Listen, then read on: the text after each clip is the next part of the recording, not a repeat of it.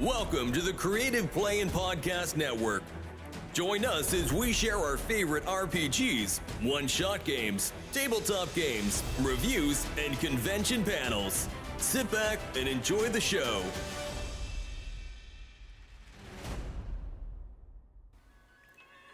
Hi, this is Kelly, aka Trixie from Ragnarok and Roll, assigned to Ragnarok Story, and Tilda Wimblewick from D&D Journey of the 5th Edition.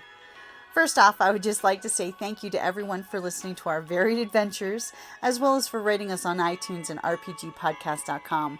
If you haven't rated us yet, we would greatly appreciate it if you could. And if you're looking for more ways to support our efforts, we are now on Patreon, a great site where you can help us continue making more podcasts, as well as some special surprises for our patrons. If you can, please look us up at www.patreon.com/cppn. Every little bit helps. And again, thank you for listening. Hey guys, Jim here. And Kelly. And we are back for hashtag RPGaDay 2023. And the 16th of August is Game You Wish You Owned. So yesterday you totally said you had one. I'm wondering what that is. Oh, yeah. Well, and the funny thing is, we used to own it when we were young, but we don't know what happened to it. That's ominous. But the ElfQuest official role-playing game. Oh, yeah. So we had that because my sister and I heck, I still remember the characters she created as well as I created. But we never actually got to play because we hadn't gotten a GM stuff, and I don't know what happened to the book. I think I know that possibly my brother did. But okay, but I would love, another copy of it, but since they're out of print and stuff, they're pretty expensive. Like the less the well-used, we'll say, not so great condition ones like run for a minimum of $70, $75. There others is like 100, 200. Like, hold on, let me take a look. My God, here is one. The one that we had, of course, this one is still shrink wrapped. It's going for $700 on eBay. Oh my God. Like, I just did the Google search, ElfQuest RPG shopping, and I'm like, no. But yeah. And I'm like, and we used to have it because my sister and I were huge, particularly my sister, huge ElfQuest fans. And we had it, and we don't know what happened to it.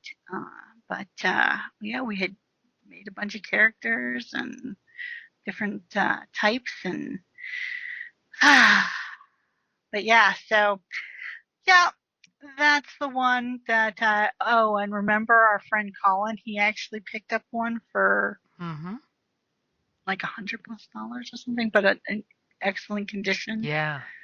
Type of thing.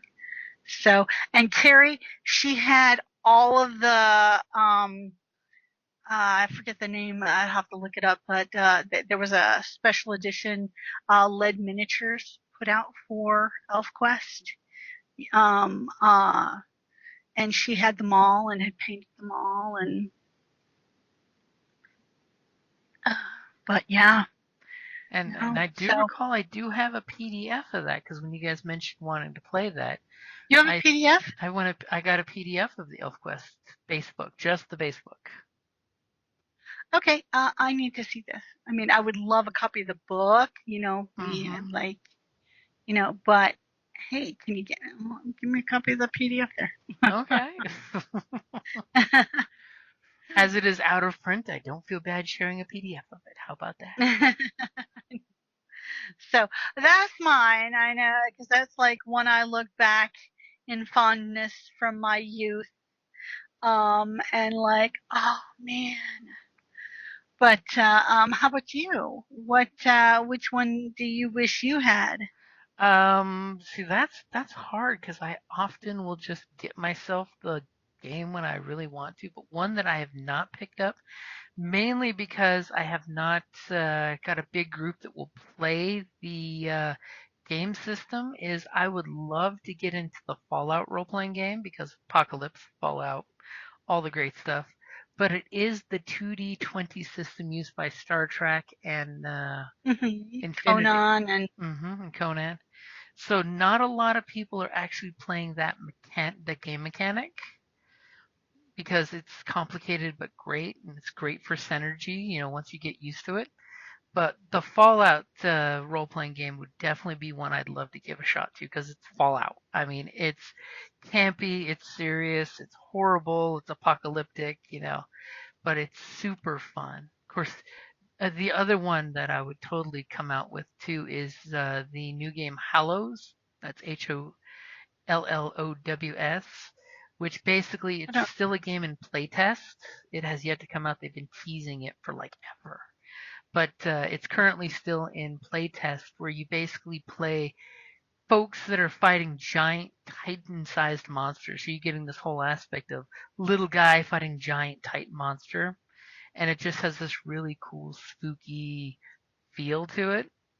So I totally want to see it, but I want to know what the game mechanic is. But they are currently in playtest still with Rowan Rook and Deckard for Strange Games for Curious People. But it definitely looks interesting, as well as they do have their Google Drive open for playtesters that want to try it and then give feedback. But of course, if you do that, you can't really talk about it. That's the secret. I just want to throw that one out. That's totally the secret because once you play test it, you're totally NDA'd until the game comes out. Well, I can see why that might be. Oh yeah, you definitely want to make sure that you're protecting everything, and you don't want any bad press early on because it's not a completed product. It's basically here you are breaking the mechanics to see if it works.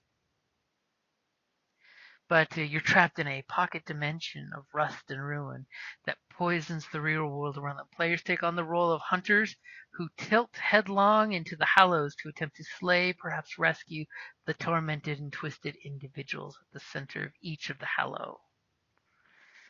It just has some fun metrics. Cool. As my cat is apparently thinking he also wishes to inspect the Hallows, for he is attacking at this very moment. He's like, yes, take me as a cat. I will take you into the Hallows dimension. A la enemy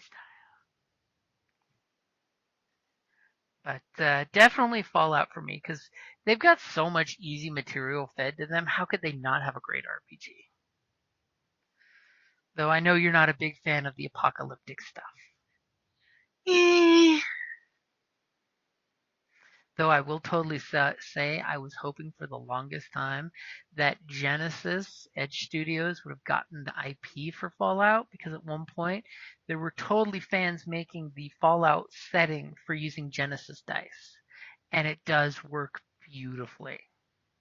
oh. It's even in the Genesis Player's Guide. They basically abridged the Fallout rules that they made and totally gave you for an apocalyptic setting, here are some examples. And they give you how to deal with radiation poisoning and some apocalyptic gear, your classic Mad Men Iodine. stuff. All about the iodine pills.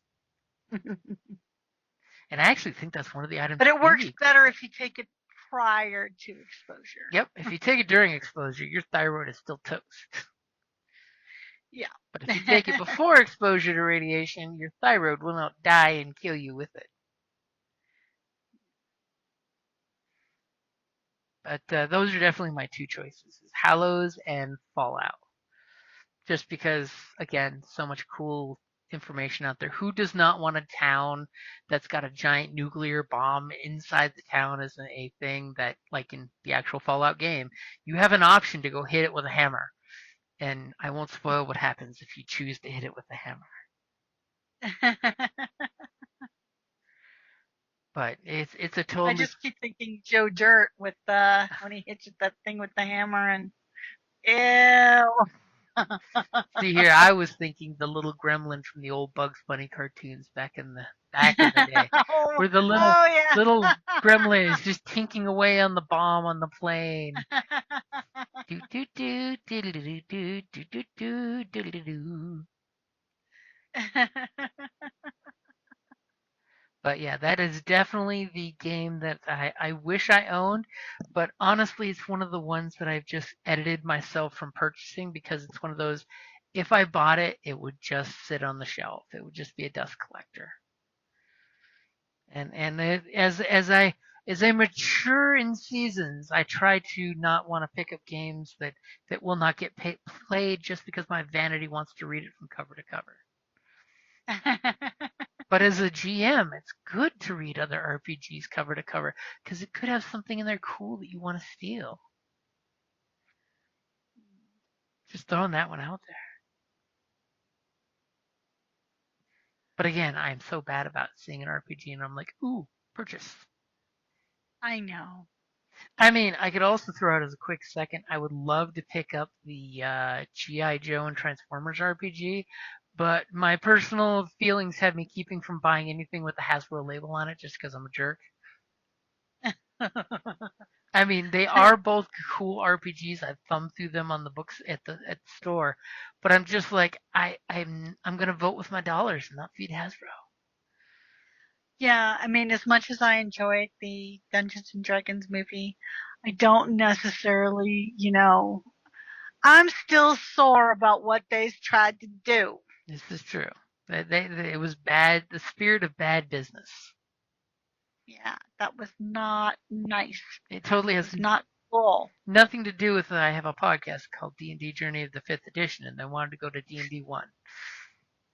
No, but still, it's like totally against the spirit of what Gaming is all about. Dungeons and Dragons was, Mm-hmm. There's a reason why we have mountains of gaming content because forevermore in a day we have GMs making and creating and sharing content with zero limitations put on them because the spirit of the game was we're all playing a game of make believe. Let's share. I mean, it makes perfect sense with the old copyright laws that the things that are forgotten realms and have been written into creation from them, that stuff belongs to them. But all of the other stuff that was open gaming licensed, that's been given to the world. You can't claim dominion over something that's been set free. Exactly. You can't put the genie back in the bottle. And if you want to make more money from D&D, make more supplements. Make good Yeah. supplements. Yeah, and not just change a couple words. After all, I will totally point out the earlier adventures, which I still have to do a review, but I just can't make it nice. Of the earlier games, the books that were written by not Wizards of the Coast, but it was their book because they paid someone else to write it for them. Mm-hmm. And then you totally get an RPG adventure where they're calling things that are not called that anymore in this edition of D&D. And you're just like, I smell 3.5 all over this. It has a distinct whiff of 3.5. As you say, Green Ronin, good publishing company. They make a lot of 3.5 material. But that will definitely wrap up the game you wish you owned because I want to own them all. Well, you're well on your way. I'm never close enough, but too far away. Yeah, it's like at the same time, it's like, yeah, I wish I had it too, but will I play it? Because so many games, so little time. That is one of the things. Life is too short to play all the RPGs you want to.